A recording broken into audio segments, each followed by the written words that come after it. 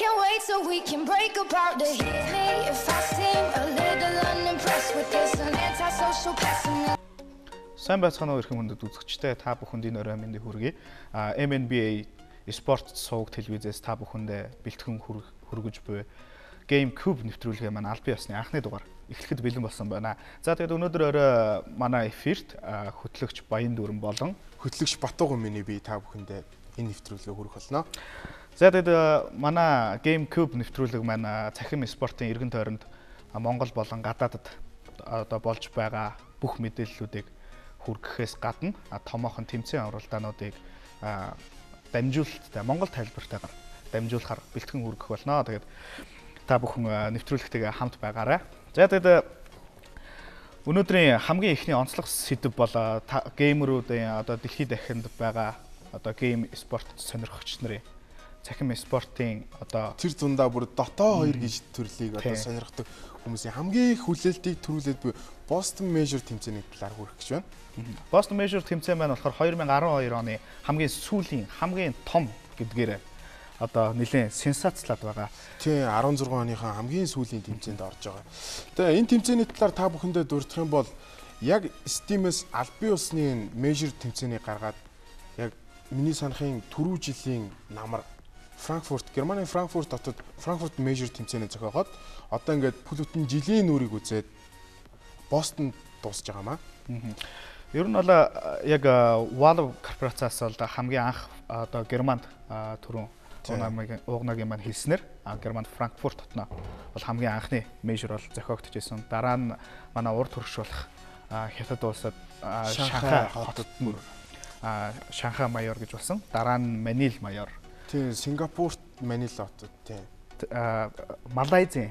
Тийм Малайзийн Манил хотод болсон. Манил майор гэж болсон. Дараа нь бол Америк улсын Сиэтл хотно бол дэлхийн аварга буюу TI 6 дахь удаагийн дэлхийн аварга болсон байгаа. Тэгээд одоо бол харин Boston Major 2016 оны хамгийн том тэмцээн гэдгээр хүлээлттэй байгаа. За тэгээд зарим мэдэхгүй ч юм уу одоо зарим сүүлийн 1-2 жилийн хугацаанд яг магадгүй Dota 2 тоглоомонд татагдан орж байгаа. Одоо цахим спортын одоо тоглогч болох гэж байгаа хүмүүстэй бас хандаж гоё юм сонирхуулахад бол хамгийн анхны дэлхийн аварга одоо International TI 1 дээр бол Украины NATO Свинсербаг 1-р байранд орж дэлхийн аварга болсон бол 2-р байранд Хятад улсын Ихом баг.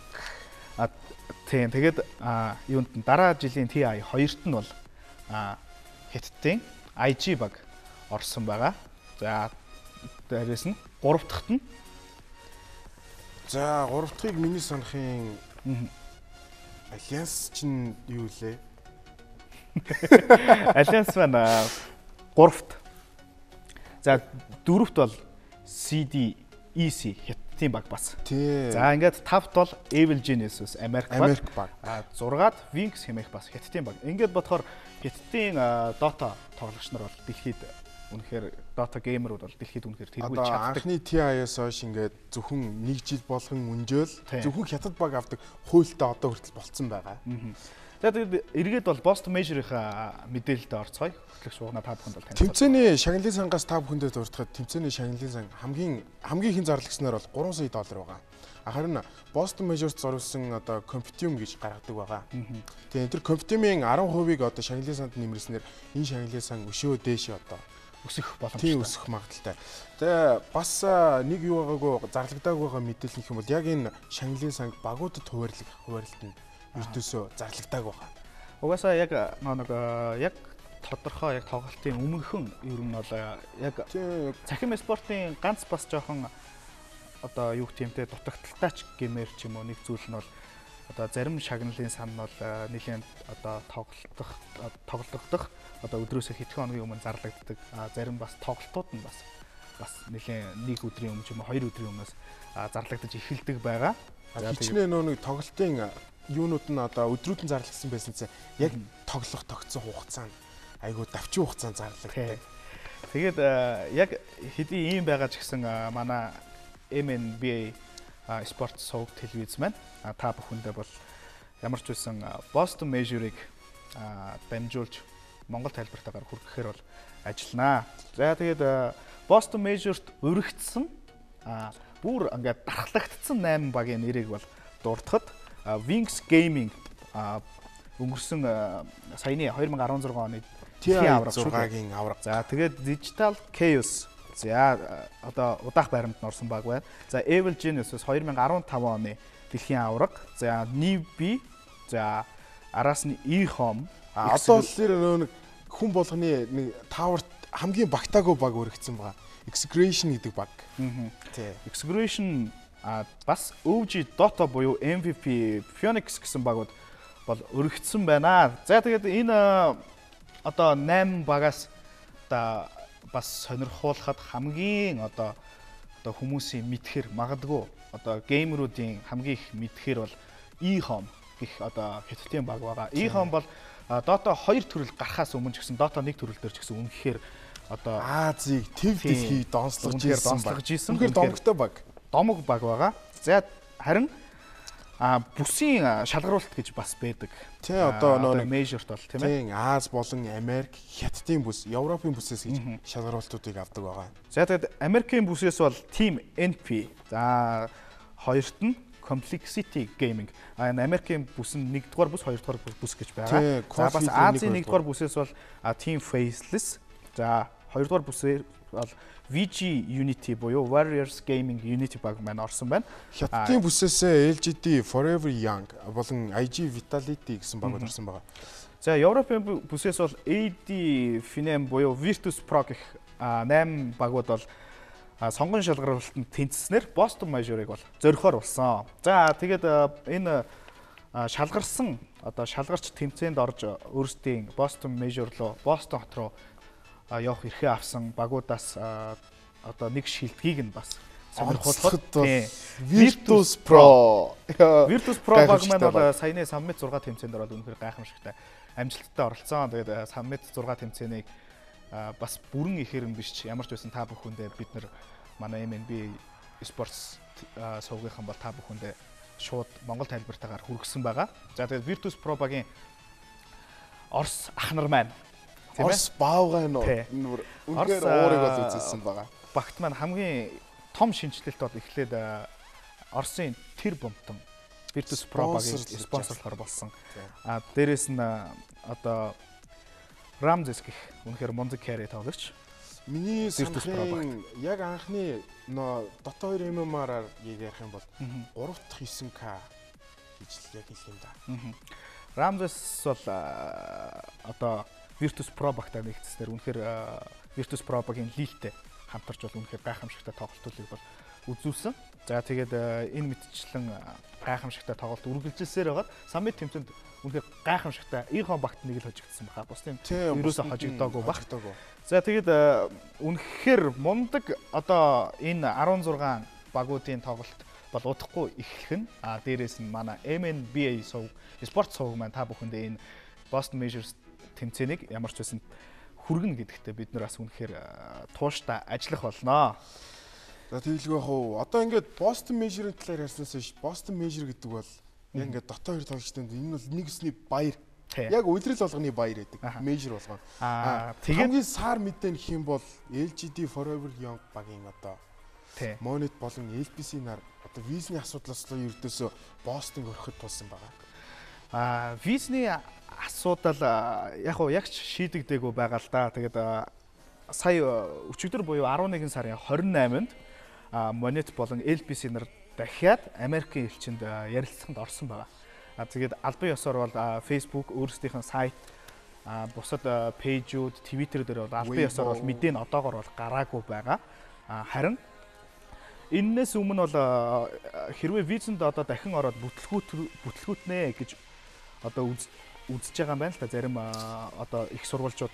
Тэгсэн чинь VG багийн одоо Young болон DDC нарыг магадгүй тэднийг орлуулж явуулахаар болсон. Одоо яригдж байгаа. Тэгээд ямар ч байсан Monet болон LPC нартаа визэнд нь одоо гараасаа гэж амжилт хүсье. Энэ визний асуудал дээр ярих юм бол бас манай Монголд төрүүжил үнэхээр харамсалтай тэмцээнд явж чадаагүй. Тэрэн дээр Америкийн визэнд 2 удаа орсон. Богино хугацаанд 2 удаа орсон боловч Америкийн виз бол татгалзан хариу өгсөн. Эргээгээд тэр Америкийн консул буюу элчин сайдын яамтан бол ямар заргалдах нөхцөл байдаггүй. Америкийн консулын шийдвэр бол хатуу шийдвэр гэдэг дээр хүрдэг учраас заргалдах ямар нэгэн боломж байдаггүй. Америкийн виз гараагүйгээс болоод манай Монголц баг бол хамгийн их хохирол амссан.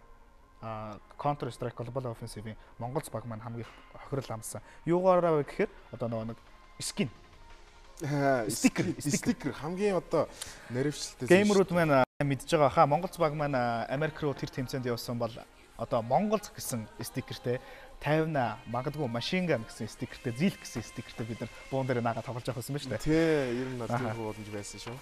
Тэгээд ерөнхийдөө бол Америкийн виз гэдэг бол үнэхээр бас хүндрэлтэй л ахал та яаж ч утсан Америк гэдэг бол тусгаар одоо нэлээд том тусгаар мужи улс. За сая бол ингээд визний талаар харамсалтай мэдээ хүргэсэн бол би та бүхэндээ бас иргэн айгу гоё мэдээлэл хүргэе гэж бодлоо л да. Одоо нэг дэлхийн шилдэг офлайнеруудын нэг Admiral Bulldog Alliance багасаа бол гарсан байсан шүү дээ. Харин эргээд Alliance багтаа эргээд очсон. Гэхдээ Bulldog маань бол Alliance багтаа эргэж очсноор тоглолтод бол орохгүй зөвхөн Alliance багийнхаа арын албанд нь ажиллахаар болсон. Тэр нь магадгүй стример. Тий, стример. Twitter хуудсан дээр өөрөөх нь хэлснээс бол би Alliance гэсэн гайхалтай гэр бүлд иргэн нэгцэндээ маш их баяртай. Би энэ хугацаанд албан ёсны тоглолтуудад оролцохгүй. Би өөрийн Twitch сувгийг л хөтлөнгөө Alliance багийнхаа төлөө чадах бүхнийг хийнэ гэдэг бол жиргсэн байгаа. Одоо та бүхэнд энэ дүрс Alliance багийн одоо тоглогч Admiral Bulldog-ийн одоо энэ гайхалтай зураг та бүхэнд харагдаж байгаа бах. За гартаа юу барьсан харагдаж байгаа хаа. Тэгээд мэдээж Admiral Bulldog-ийн хамгийн сайн тоглодог баатар бол Natural Robert. Бүр signature хэрэг. Энэ бүр гарын үсэг болсон хэрэг. Яг гэвэл яг дэлхийн офлайнеруудын яг ингээд юугаар одоо ирэмлэгтэй ч гэсэн бол зөвхөн Nature's Profit-ээр тоглосон одоо юу н одоо тэр нөө статусаараа Admiral Bulldog нэгт хоёрт Fnatic багийн офлайнер Ohio тэр оролцдог байна. За тэгээд ямар ч байсан муу мэдээ, сайн мэдээ дээрээс нь үнэхээр хүлээлттэй байгаа тэмцээний талаар ингээд та бүхэндээ бол үнэхээр одоо хүргэж байгаа да. Үнэхээр бол таатай байна. За тэгээд хэсэг хугацааны дараа эргээд студидтэй та бүхэнтэйгээ уулзцаая. And I can't wait so we can break apart to hit me if I seem a little unimpressed with this antisocial pessimism.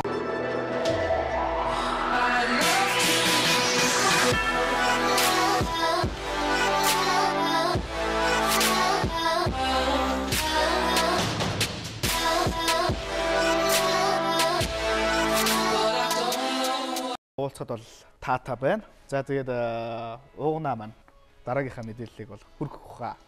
Dota-чдын хувьд бол саяны одоо чиптээр ярьд болсон major болон дэлхийн аваргын тэмцээн бол Dota-чдын хувьд бол баяр байгаа. Харин CS:GO сонирхогч буюу Global Offensive тоглоомыг тоглодог хүмүүст одоо энэ DreamHack болон ESL тий одоо энэ гурван төрлийн тэмцээнд бас нэлээд том баяр болж таарж байгаа. Одоо DreamHack тэмцээн маань одоо эх оны 2017 оны 2 сарын 15-нд Las Vegas хотноо эхлэхээр болсон зарлагдсан байгаа. Ааха. Үнэхээр гайхамшигтай. За тэгээд 2017 оны 2 сарын 15-наас 19-ний хооронд болох DreamHack Masters тэмцээнд нийт 16 баг оролцох бөгөөд 8 баг нь урилгаар харин 8 баг нь сонгон шалгаруулалтаас одоо шалгарч оролцсноо. За тэгээд Европын бүсээс бол 4 баг, Хойд Америкийн бүсээс 3 баг, Аз болон 70 орнуудын бүсээс тус нэг баг оролцох юм аа. Тэгээ Аз ТV-ийн тухайд хэм бол одоо Аз ТV дотроо энтгэх болон ойрхот орнод Зүүн Аз, Зүүн өмнөд Аз, Номхон далайн улсууд Хятад гэсэн 5 хэсэгт хуваагдсан байна. Аха. За тэгээд саяны одоо онлайн эхлээд хэлбэрийн сонгон шалгаруулалт гэж одоо явагддаг байгаа DreamHack тэмцээн дээр. За онлайн сонгон шалгаруулалтыг Strong гэх одоо гейм одоо тийм клуб гэх юм да. За тийм газар бол зохион байгуулсан. За тэгээд манай улсын Монголц баг маань бол Зүүн Азийн бүсээс амжилттайгаар шалгаран гарч цаашдын офлайн төрөлд одоо өрсөлдөж хаалттай шалгаруулалтанд оролцох хэрэг авсан. Хаалттай шалгаруулалтандаа нийтдээ 8 баг оролцох эрхтэй байдаг. Харин урилгаар Хятадын Тайлуу болон Киберзэн хэмээх 2 баг өргөгдсөн байгаа төрүүлээд. Нээлттэй сонгон шалгаруулалтаас гарч ирсэн 6 баг нь болохоор Five Over, Mongols, Risky, Chiefs, Reka, Signature гэсэн одоо энэ 6 баг хаалттай шалгаруулалт руу явсан байгаа да. За тэгээд мэдээж бол та бүхэн маань анзаарч байгаа хаа. За энэ одоо телевизд өгөгдсөн үргэлжлэл дээр харж байхад бол үүнхээр одоо гайхамшигч тоглогч Navi багийн гайхамшигч тоглогч бол одоо AVP одоо AVP одоо багийн үндсэн одоо снайпер чинь Guardian гэх сая залуу харагдаад өнгөрсөн. Тэгээд мэдээж Dream Hack гэдэг тэмцээн бол үнэхээр гайхамшигтай. Одоо магадгүй одоо кибер спорт сонирхдаг биш. Одоо энгийн хүн одоо хэрвээ манай нэвтрүүлгийг үзэж байгаа бол одоо энэчнээс кибер спорт хэрхэн хөгжсөнийг та бүхэн анзаарч харж байгаа баха. Бүхэлдээ ийм гайхамшигтай тайзан дээр ийм одоо гайхалтай хүмүүсийн урд ингэж зогсно гэдэг бол үнэхээр нэр төрийн хэрэг. За тэгээд мэдээж манай Монголц баг маань бол хэдийнэ ийм тайзан дээр өчнөө гараад үзчихсэн. Цээжиндээ үнэхээр Монгол гэдэг нэрийг бол ингээд бүр багтаж ядан ингээд тэсэн ядан ингээд бүгдээрээ Монгол улсын төрийн далбаага мандуулан зогсож байсан. За тэгээд тэмцээн болгоны одоо юун дээр одоо том тэмцээн болгонд том шагналын сан тавьдаг. Монголын саяны авраг авсан Taipei EAM Taipei тэмцээнд $60,000 шагналын сантай байсан бол одоо энэ удаагийн Лас Вегас хотно болох тэмцээнд нь $450,000 шагналын сантай байна. Тэгээд бас манай Монголц гэдэг одоо Counter Strike Global Offensive гэдэг багийн хувьд та бүхэн мэдж байгаа хаа. Тэгээд энэ баг маань бас мэдээж чамгүй олон цагийн одоо олон сар жилийн хөдөлмөрийг бол зөвхөн Counter Strike Global Offensive зориулсан. Дээрээс нь шаргуу хөдөлмөр багийн хамтын ажиллагаа гэх мэт бие биенийгээ үнэхээр гэр бүлшгээ ойлгодог болсноос хойш бол үнэхээр гайхамшигтайгаар тоглож эхэлсэн. Тэглэвээ манай Монголц багаас маань бас одоо алдар нэрийн төгсөн тоглогчдын бол машин ган одоо эдгээр маань яг зээлхэн байр тийм мэрэгжлийн тоглогч төвшин рүү шилжгээд одоо гадаадын баг аль хэдийн одоо мэрэгжлийн тоглогч гэдэг утгаар бол Монголц баг маань угаасаа аль хэдийн мэрэгжлийн баг болчихсон. Тийм болохоор бүх тамирчид бол мэдээж мэрэгжлийн олон улсын мэрэгжлийн тамирчид болчихсон байгаа. Тэгээд Dream Hack тэмцээний шагналын сан бол $450,000 гэдэг бол үнэхээр асар их өндөр бас шагнал сонсогдож байгаа байхаа. Зөвхөн CS:GO буюу Counter Strike Global Offensive тоглосноор бол тийм ээ. Цахим спортын олон төрлүүд байдаг л да. Гэхдээ олон төрлүүд дундаас яг миний дуулж яг за тэгээд ямар ч байсан үзэгчдтэй бол 4 минут гарan гээ бол Dream Hack-ийн танилцуулга буюу Stark Dream Hack гэж яг юу вэ гэдэг талаар хүргэж хэлсэн. Одоо Valve-гаас Counter Strike Global Offensive тоглоомд шинжилэл хийгдсэн байгаа. Энэ нь болохоор 2016 оны 11 сарын 28-ны өдөр буюу өчигдөр шөнө. Шүнж хэд хаашаа өчигдөр одоо шинжилгээ хийгдэж дууссан байгаа. За тэгээд энэ шинжилэлтэнд бол ямар ч байсан апдейтэнд маань бол 17 шинэ бууны скин буюу одоо гой зурагтай буу шинээр орсон. Дээрээс нь бидний хамгийн их хүлээжсэн баг жил хүлээсэн Бэлиний скин орсон байгаа үзэгчтэй. Тэгээд 24 ширхэг Бэлиний шинэ багцлсан скин кейс буюу The Glove Case гэсэн бол Бэлиний кейс бол бэлэн болчихсон. За тэгээд манай хэдийнэ бол Counter Strike Global Offensive тоглоомыг бол сонгон тоглодог геймерүүдэд бол нэг шог яриа бүр тийм гарчихсан байсан. За тэгээд StatTrack-та бэлэгээ тайлаад шидэж хүн алах юм уу, хүн унгаах юм уу? Эсвэл одоо бүр сүлдээ одоо StatTrack тавчтай болох нэ гэдэг яриа хүртэл гарч ирсэн. За мэдээж энэ шинжилэлт нь бол мэдээж геймер та бүхнийг хизээж уйдахгүй нэг хэвийн байдлыг бол хадгалахгүй гэсэн үүднээс бол хийж байгаа шинжилтүүд юм шүү гэдгийг бол хэлмээр байна. За мөн шинээр бас нөө StatTrack бүхий 7 одоо нөө music kit буюу хөгжмийн багц нэмэгдэн гарсан. Тэгээд music kit бол үнэхээр бас гоё сонсголонтой байдаг. Тэр раундыг аваад MVP авснаар таны сонгосон music kit чинь бол их шигэлдэг. За тэгээд энэ music kit нь бол ямар ч байсан 7 шинэ төрлийн StatTrack-тай одоо таны одоо раунд авсан болгоны чинь тоолдог тийм статрак зүйлтэй одоо мьюзик кит бол гарсан байна. За тэгээд мьюзик кит болон бэли за дээрээс нь бууны скинээс гадна мэдээж газартаа баг зэргийн өөрчлөлтүүд бол оруулчихсан.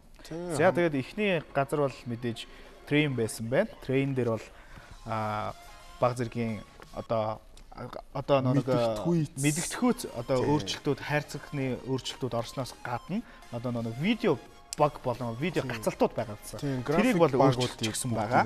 Янзлсан, фри болгосон. За тэгээд дараагийн map бол Dust 2 гэх одоо бараг л одоо Counter Strike-ийг тоглодог хүн болгон бол мэдэх бах. За тэгээд та бидний бүр ялангуяа хамгийн их тоглодог байсан А-гийн дээгүүр доогуур буюу бидний одоо хоорондоо тоглодог байсан газар байна. За чи А-гийн дээгүүр доогуур явна шүү гэх мэтчлэн ярьдаг байсан. За энэ Dust 2 map дээр одоо газар дээр яг надад яг мэдгэдэгхүйц гарсан өөрчлөлт гэх юм бол нөө Counter-ийн яг нөө нэг талаасаа одоо бээр үе явдаг яг хаалганы гадна талд байдаг гэсэн 2 пош юм байхгүй болсон байна.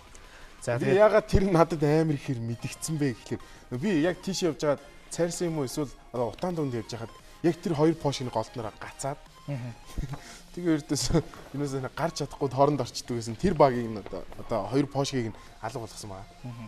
За тэгээд ямар ч тач Dust болон Train гэсэн 2 map дээр бол өөрчлөлт орчихсон байна. За тэгээд Counter Strike бол offensive тоглоом маань бас үүгээрээ зогсоогүй. Main дээр бас main menu-дээ бас одоо шинжилтийг оруулсан. Тэр нь юу вэ гэхээр Steam Group Lobbies гэдэг шинэ меню гаргаад ирчихсэн байгаа. За тэгээд тэр маань болохоор хуучин LAN хэлбэрээр найз нартайгаа тоглох бас онлайн хэлбэрээр зөвхөн найз нартайгаа тоглодог байсан бол тэр асуудлыг бас дээрээс нь хөндөд эвдэж өгөн. Та бүгдийг одоо өөрсдийн clan, crew тийм group гэсэн одоо тиймэрхүү одоо үзүүлэлтээр жишээ татаж ярив шүү дээ. Тийм хамгийн одоо Global Offensive тоглоомыг оруулахад нэг үндсэн main menu гэж байдгийн. Яг нөө Friends-ийн хажууд Steam Group Lobbies гэсэн шинэ CIS нэмэгдсэн байна. Нэмэгдээд ороод ирчихсэн. За тэнцээ бол мэдээж Steam Group-ийнхантайгаа lobby үүсгээд тоглож болохоор болсон. За ингээд энэ мэтчлэн Valve корпорациас гаргаж байгаа одоо маркетингийн одоо шинжилэлт хөдөлгөөнүүд бол магадгүй зарим хүм болгонд бол мэдээж таалагдахгүй байх. За тэгээд зарим хүмүүст бол үнэхээр одоо хүлээж ирсэн хүмүүст бол үнэхээр гайхамшигтайгаар бол шинжилтийг хийж чадсан баха. Тэгээд сая бол харж байхад бол тэр бэлинүүд бол үнэхээр гайхамшигтай бэлинүүд байж болж чадсан. Өнгөлөг дээрээс үнэхээр хийцэн байсан. За тэгээд нөгөө нэг Shotch Gamer удаа хэлэхэд бэлинээсээ гадна одоо дахиад жил таавчгаа хүлээгээ суугаарай гэж хэлье. За тэгээд одоо Counter Strike төр хоош нь орхиод за битүүрийн нэвтрүүлэгт нэг онцлох нэг булан байгаа тийм. Энэ булан нь болохоор онцлох тоглолт гэсэн булан байгаа. Dota 2 одоо төрлийн Монголц багийн эсрэг 90s Gaming гэсэн баг тоглосон байгаа. За тэгээд энэ тоглолт маань харамсалтайгаар манай Монголц маань 2-1 харьцаатай хожигдсон ч гэсэн энэ бол үнэхээр гал гарсан 3 тоглолт гарсан тоглолт байгаа. 1-1 харьцаатай эхний тоглолтын дээр манай Монголц баг маань хожигдож, дараагийн тоглолтын дээр манай Монголц баг маань хожигдсноор 3 дахь тоглолтыг гаргаж ирсэн. 3 дахь тоглолтын дээр манай Монголц бол үнэхээр гайхамшигтай явж байсан боловч харамсалтайгаар хожигдсон. Тэгээд энэ тоглолтыг бүгдээрээ үзцгээе. За тэгээд хэдийнэ бол бан болон пикүүд бол хийгдэж байна. За Монголц баг маань бол Ogre Mage, Vengeful, Faceless Void буюу Sniper дээрээс нь Retribution-ы Timber Sub бол үнэхээр гайхамшигтай байдаг. За мэдэд бол Sanke явах нэ. За тэгээд Монголц Retribution маань бол за Sladar-ыг алснаар бол First Blood бол авч байна. За араас нь Dark Series за Sanke маань одоо цохих хэрэгтэй. За Sanke маань одоо цогсноор багийн 2 дахь килийг бол авчирч болж чадлаа. За ингээд тоглолт бол 2 тгийн харьцаатай Монголын давамгайлалаар бол явж байна. Аль хэдийнэ. Тэгээд Монголс Retribution маань бол safe lane талдаа бол тоглож байна. Midlaner дээр бас нэлээд гал гарч шүү. Өө за. За үнэхээр 10 HP-тэй бүр сая үлдэж чадсан байна. Одоо Монголын Санка маань Midlane-д бол снайпер авч carry яа гэсэн бодолтойгоор байсан. Тусламжтайгаар. Hustle маань голд бол Ogrimager бол ялангуяа double mid бас яваад байгаа. Үнэхээр бас гайхалтай тоглолтыг бол үзүүлж байгаа. За тэгээд 3-0 байсан. За ганцхан зохиолч шүү. За ингээд Монголын Hustle маань одоо 9 зохиолтыг хийснээр багийн дөрөвт киллийг хийсэн. За Warlock-ыг унгааснаар бол одоо багийнхаа дөрөвт киллийг бол авчирлаа. За энд голд бол мэдээж Санка маань жоох эвгүрхчихсэн. За энэ дээр бол за бол үнэхээр аргагүй байдлаас бол унсан яалтчгүй бол 2 баатарын өөдөөс бол снайпер маань одоо ямар нэгэн зүйл хийхэд бол үнэхээр хэцүү байдаг. За ингээд Монголын Hustle маань дахиад тойроод ороод ирчихсэн. За мэдээж бол double mid-д бол бас мэдээж явахад бол Ogrimage бол үнэхээр одоо сайн супportдаг. За гэхдээ Bloodlust skill-ээ бол сонгоогүй байна. Bloodlust skill-ээ сонгосноор бас снайперийн одоо attack speed-ийг бол нэмэх боломжтой байгаа. За тэгээ kill-ийн харьцаа бол 4-1 болчихсон. За энд Vinchul маань бол бүр одоо safe lane-дээ бол бүр очиж одоо lane support хийхгүйгээр бүр наашаа ирчихсэн байна. За тэгээд Санка маань хитрхи урагшаа орж ирж байгаад унцчихлаа. Хитрхи dive хийж үдээ л гэж харагдах байлаа. За тэгээд манай одоо үзэгчд геймерүүд маань энэ тоглолтын одоо энэ highlights буюу хураангуг үзснээр та бүхэн маань магадгүй энэ тоглолтод дүгнэлт хийж Монголын бас одоо тоглолтын дээр бас одоо ярилцаж одоо дүгнэлт хийх боломжтой байгаа. За тэгээ сая бол Vinchul Ogrimage нарын тусламжтайгаар бол сая Tinker-ыг унгааж багийнхаа 5 киллийг авч чадсан. За ороод Sladar-ыг алах гэсэн боловч цаана TP-дэд Warlock буугаад ирчихсэн. За ямар ч байсан Sladar-ыг бол амжилттай алж чадсан. Монгол Hustle маань ингээд үнэхээр гайхамшигтайгаар бол тоглож байна. За support killing speed гэдэг үл энэ бас. Гэхдээ бол энэ бол миний л бодол.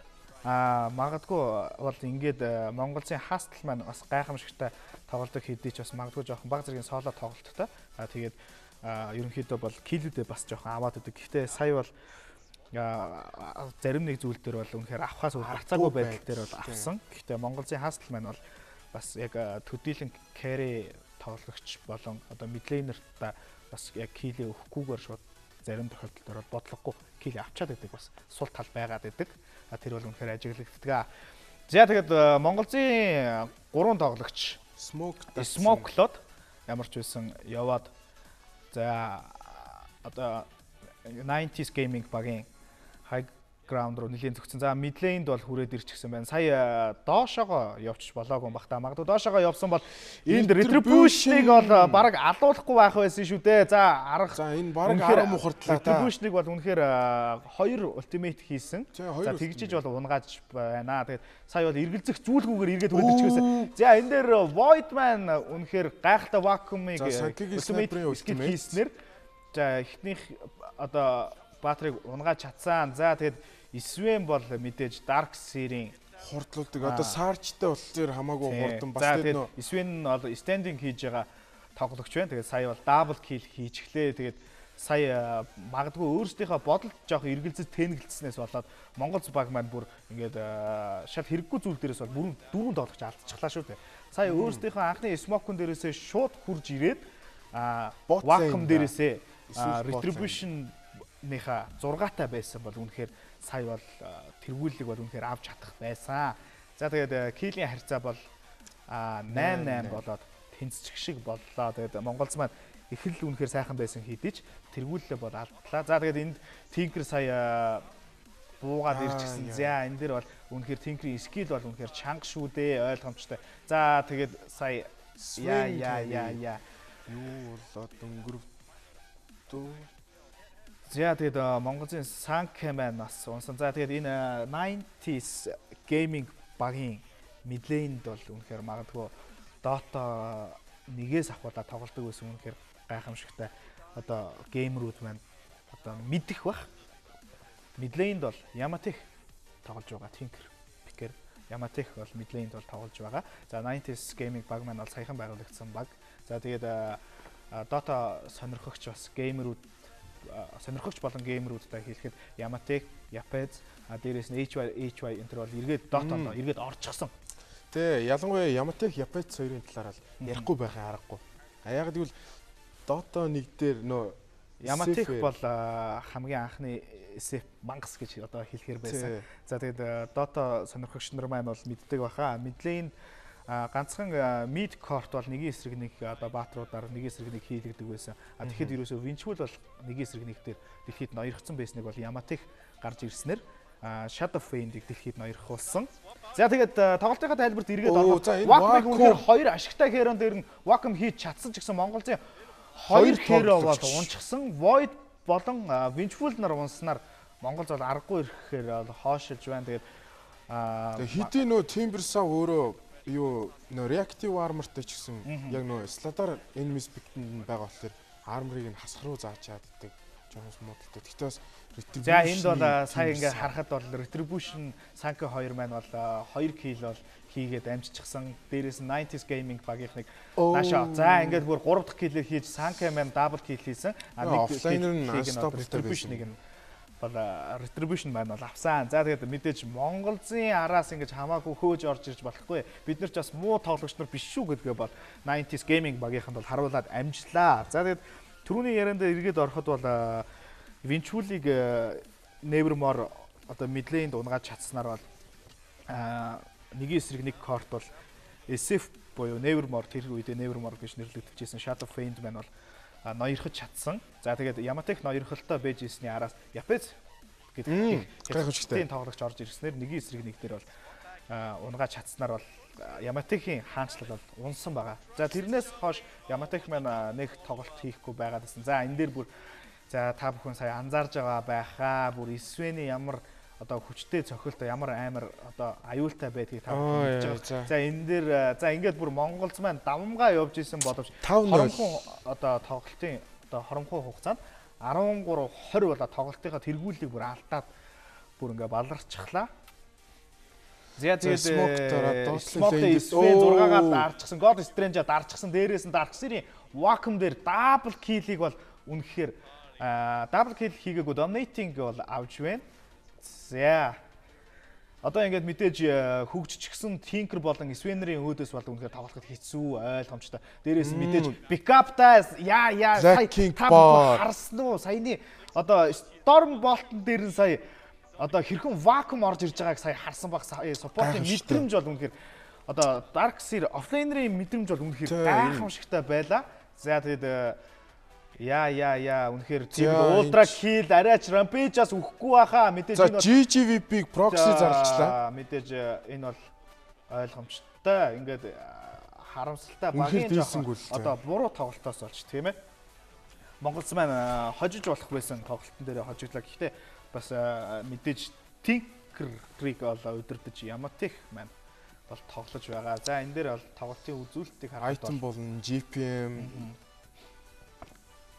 за ер нь бол давмгаалыг өгөөсөн 90s game ер нь бол авчиж байгаа юм байна. За тэгээд саяны тоглолтын одоо талаар бол анализ хийхэд бол мэдээж яг ингээд нэг зүйл дээр багийнхнаараа одоо нэг зүйл рүү яг нэгдэж одоо яг нэгнийхээ үгээр явахгүй бол одоо магадгүй те сая түрүүн smokelж байгаа байдал нь харагдсан л да. Smokelоод retribution руу явж байгаад болоод шууд гол руу smoketойгоо явцсан. Тэр цаг хугацааны алдалтан дээр бол хугацааны retribution-ыг унгааж амжсан. Яг унжаахт нь Монголын хүрээд ирэнгүүт тэрхэн хооронд яг 90s gaming багийнхан бол порталтаж TP-дэд бууж ирээд тэрэн дээр бол үнэхээр тоглолт гүйлээд дээрээс нь бүр ер нь яг миний яг бодлоор их юм бол эхнээсээ Монголын тоглолт давмгаалсан байсан гэсэн 90s gaming Tinker болон Swain байгаа цагт өмнө Darkseid-тэй ямар ч яг ингээд пушинд ороод ирэхэд хангалттай хамгаалж чадгаар байгаа болохоор жоохон пикэн дээр жоохон нэг тийм хүн байв уу гэж яс бодлоо. За тэгээд магадгүй бас mid hero дээр бол sniper-ыг сонгосноос магадгүй буруу шийдвэр байсан баг гэж бодож байна. Гэхдээ яг тэрхэн үедээ манай геймеруудын маань яг юу бодож ирснийг бол бид мэдээж тааварлаж бол мэдгүй. Гэхдээ яг дүгнэж хажуу талаас нь хөндлөнгөөс харсны дүн дээрээс бол магадгүй пикэн дээрээ баг зэргийн алдаа байна. Дээрээс нь тэр багийн Smoking, нэгтгэл жоохон магадгүй муу байх шиг байна гэж ойлгож байна. Аргагүй хаа дээрэс нь нэг standing reserve man нэг standing хийж байгаа. За тэгээд ямар ч байсан онцлог тоглолт маань ямар ч байсан та бүхэн таарлагдсан баг. Дараагийн нэвтрүүлгээрээ бас онцлог тоглолтуудаа бас хүргэн. Гэхдээ зөвхөн Dota 2-оор биш өөр одоо бүхэл одоо цахим спортын төрөл болгоноос одоо хийхийг зорж хичээж ажиллах болно. За тэгээд хэсэг хугацааны дараа эфиртэй та бүхэнтэйгээ эргээд уулзцгаая. We can break apart to hit me if I seem a little unimpressed with this an antisocial pessimist.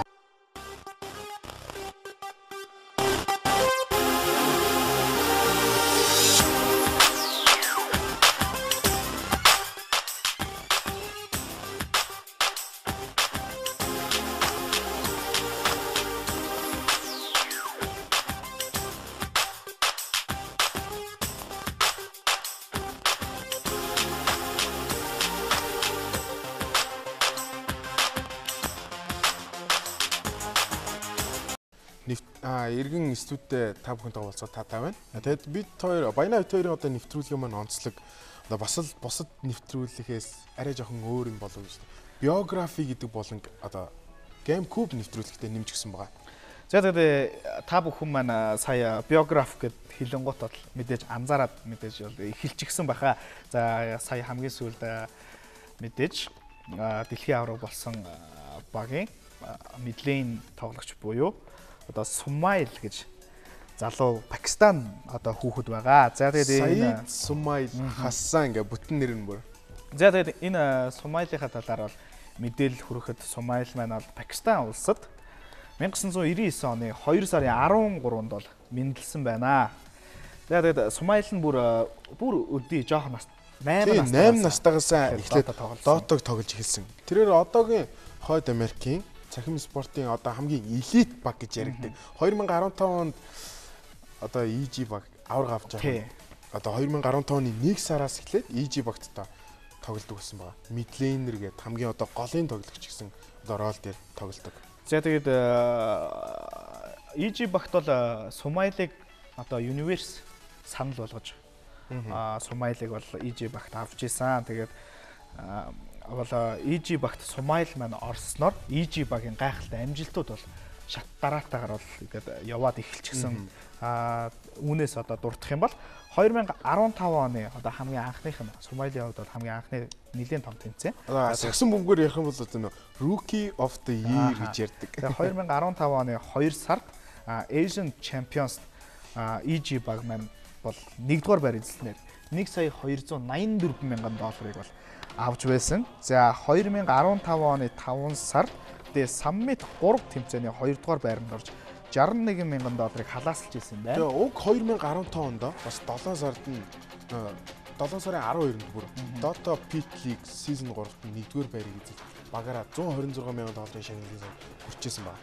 За тэгэд мэдээж та бүхний сайн мэдэх TI5 буюу 2015 оны 8 сарын 8-нд International буюу дэлхийн аваргад Хятадын CDEC багийг 3-1-ийн харьцаатайгаар буулган авснаар дэлхийн аваргын шагналын сан болох 6.6 сая доллар буюу бүр 6 сая 634 мянган долларыг бол EG багийнхан маань бол хүртэж чадсан байгаа. Дээрээс нь энэ Сумайлыг мэдлээндээ авсан нь бол үнэхээр нүдэ олсон сонголт болсон. Тэгээд EG Universe-ийн бол гайхалтай сонголт байсан. За тэгээд Сумайл маань Dota 2 тоглоомд одоо тоглож эхэлснээс хойш реклам зар сурталчилгаагаар ч гэсэн бүр чамгүй их хамгийн одоо EG багийн спонсор болсон одоо Steel Series гэдэг хамгийн наазахын мэдлэг нь бол тэр. Тэрнээс гадна бол реклам зар сурталчилгаанд бол тоглосон. Өөрөө тоглож бас мөнгө олдог. За тэгээд реклам зар сурталчилгааны орлогыг нь зөвхөн хасаач үзэгчтэй. Зөвхөн Dota 2 тоглоод олсон орлогоороо 2015 онд бол та бидний сайн мэдэх нэг гольфын тамирчин Tiger Woods гэдэг байдаг тийм ээ. За Tiger Woods-ийн жилийн орлогоос бол аль хэдийнэ илүү давж Tiger Woods-ыг ардаа орхиж чадсан байгаа. За энэ нь бол зөвхөн Dota 2 тоглосон одоо тоглоом сурчлагаа оруулахгүйгээр явчихсан байгаа. Тэгээ мөн Америкаас одоо нөө жил болгоно Times сэтгүүлгээд маш алдартай сэтгүүл байдаг. Тэгээ 2015 онд байна уу да зарласан одоо Times сэтгүүлээс нөө оны шилдэг 30 хүүхэд гэсэн жагсаалтыг гаргахад Смайл маань одоо шилдэг 12-т 12-т ирэмтлэгдсэн гэж бодохоор одоо шилдэг бүхэл бүтэн Америк үндэстний одоо Америк улсын гаргаж байгаа одоо шилдэг хүүхдүүд одоо тэнцэн шилдэг хүүхдүүдэд нь юу багтдаг гэхээр дандаа одоо олимп дэлхийн аврагт одоо орсон хүүхдүүд дээрээс нь одоо гоц авиастай оюун ухааны өндөр чадвартай гэх мэтчлэн тийм хүүхдүүд ордог. Тийм одоо ирэмбэлсэн зүйл дээр нь бол бүр Смайл маань 12-т бичигдсэн. За тэгээд яагаад бичигдсэн бэ гэхээр магадгүй e-спортын талаар сайн мэдлэггүй зарим хүмүүс зүгээр нэг тоглоом тоглодог хүүхэд яагаад энэ 12-т багтчихваа гэж бодож иж магадгүй. Гэхдээ Dota 2 төрөл бол үнэхээр залуу талдаа илүү сэтгэн бодох чадвар одоо хурдан үедээ бол тоглоход илүү амжилттай байдаг. Тэгээ яг миний яг сонсож байхаар 2015 оны одоо TI5-аар хамгийн залуу тоглогч нь Смайл байсан гэсэн. Дээрээс нь бас Америкт бол хамгийн залуу саятан болсон гэх мэтчлээ. За тэгээд мэдээж саятан болоо баяцныхаа хойно бол энэ Смайл гэх 17 настай хүү маань бол зан ааш нь эвдрээгүй шагналынхаа мөнгөөр ээж аавда одоо сайхан тансаг хаш авч өгсөн гэх мэтчлэн үнэхээр гэр бүлдээ зарцуулсан айгүй их зүйл зарцуулдаг байгаа. Тэгээд энэ хүүхдээ маань ч гэсэн бага насны дурсамжинд бас мэдээж таагүй дурсамжууд бол мэдээж байсан. Пакистан улс бол мэдээж эдийн засгаараа нэлийн бас тийм тааламж бас тийм сайтай яг ч бас буурай хийсэн юм. Дээрээс нь яг тийм буурай талдаа тийм улс л да Пакистанаас. За тэгээд та бүхэндээ хүргэж байгаа өнөөдрийн нэвтрүүлэг маань бол дуусах тийшээгээ мэдээж хандсан байна. За тэгээд та бүхэндээ бас бидний нэвтрүүлгийнхаа төгсгөлд бас одоо хүргэх нэгэн мэдээлэл маань болохоор цахим гэмт хэргийн эсрэг бид нар манай одоо нэвтрүүлгийнхэн бат зогсно гэдгээ бол албан ёсоор бол мэдэгдэж байна. За дээрэс нь Dota болон CS:GO буюу Counter Strike Global Offensive тоглодог тоглогч нар байна бол сайн мэдэх баха. Bet буюу bet prediction bet буюу бас бооцоо тавьдаг тийм зүйлүүд байдаг. Тэмцээн уралдаан болон наан болж байгаа онлайн офлайн шалгаруулалт. Дээрээс нь одоо qualifier гэсэн янз бүрийн одоо тийм жижигч бай томч бай тэмцээнүүдийн өмнө болдог тийм одоо нэг ёсны одоо тийм бооцоо тавьдаг тийм сайтууд байдаг. За тийм бооцоо тавьдаг зүйлүүд нь бол одоо бэлэн мөнгөөр үнэлэгдэж болохоос бүр өөр нь гэсэн тариф үнэтэй тийм зүйлүүдийг одоо бооцоо тавьдаг. Тэр одоо тэр сайтн дээр байдаг одоо бооцоо тавьдаг зүйлүүд нь бол мэдээж мөнгөөр тавигддаг байгаа. За тэгээд тэр сайтд бол бас мэдээж манай Монголын зарим нэг залуучууд маань бас тэр сайтд бол хандлттай байдаг. За тэгээд мэдээж тэр сайтаар үйлчлүүлснээр мэдээж олсон орлого, ашиг орлого сайтай ч хүн бас байгаа. 7 хоногийн дотор $1000 олсон ч хүн байгаа. 7 хоногийн дотор бүр $2000-аар тогтохгүй $5000 ч алдсан хүн бол байгаа. Тийм болохоор аль болох одоо тийм бооцоо тавих зүйлээс татгалзаж хол байгаарай. Яагаад вэ гэхээр магадгүй цахим спорт гэдэг зүйлд орсон хүн байх юм бол цахим спорт тал дээр илүү ажиллаарай. Тэрнээс биш одоо бооцоо тавих гэдэг зүйлийг бас магадгүй болох хэрэгтэй. Дээрээс нь энэ бет бол мэдээж мөрөөтэй зүйл шүү дээ. Бооцоо тавьж тэрийг үржүүлж авч яана гэдэг маань мөрөөтэй одоо нэг ёсны мөрөөтэй онлайн хэлбэрийн мөрөөтэй тоглоом шүү.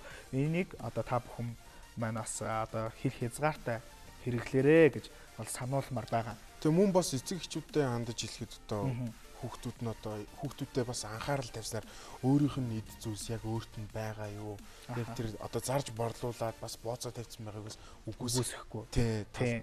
Дээрээс нь бас онлайн хэлбэрээр бас нэгнийг заллах гих мэтчлэн тийм ээ. Олон төрлийн одоо нэг одоо гарч болох үр дагавраас урьдчилан сэргийлэх үүднээс одоо бид нар энэ цахим гэмт хэрэг гэсэн одоо тал дээр бол анхааралтай ажиллана гэдгийг хэлмээр байна. Дээрээс яг энэ талаар бас сонирхолтой нь Монгол Улсын эрүүгийн хуулинд компьютер мэдээллийн аюулгүй байдлын эсрэг гэмт хэрэг хэмээх 25 дугаар бүлэгт 226-аас 229 дугаар зүйлд цахим гэмт хэрэг ба одоо түүний одоо зарим бүрэлдэхүүнийг хуульчилж энэ төрлийн гэмт хэрэгтэй манай Монгол улс манай хэдийн тэмцээд эхэлчихсэн 2014 оноос бүр цахим гэмт хэрэгтэй. Энэ нь болохоор зөвхөн ганцхан одоо юу гэх юм бэ? Одоо зэхэн бет дээр бол биш. Энэ Facebook одоо болон бүх онлайн орчинд болж байгаа бүх одоо процессыг тэргийн хандлт бүхий одоо тэр зүйлсийн хамаатай хууль магадгүй та цахим гэмт хэргийн одоо хохирогч болсон бол хууль байдаг юм шүү гэдгийг бол санаарай. Тэгээд нэвтрүүлгийнхаа турш бидэнтэй хамт байсан үзэгч та бүхэндээ бол маш их баярлалаа. Тэгээд пүрэв гарагийн 18 цагт иргэн та бүхэнтэйгээ уулзахад бол баяртай байх болно. Дараагийн дугаар хүртэл баяртай үзэгчтэй. Can't wait so we can break apart to hit me if I seem a little unimpressed with this antisocial pessimist.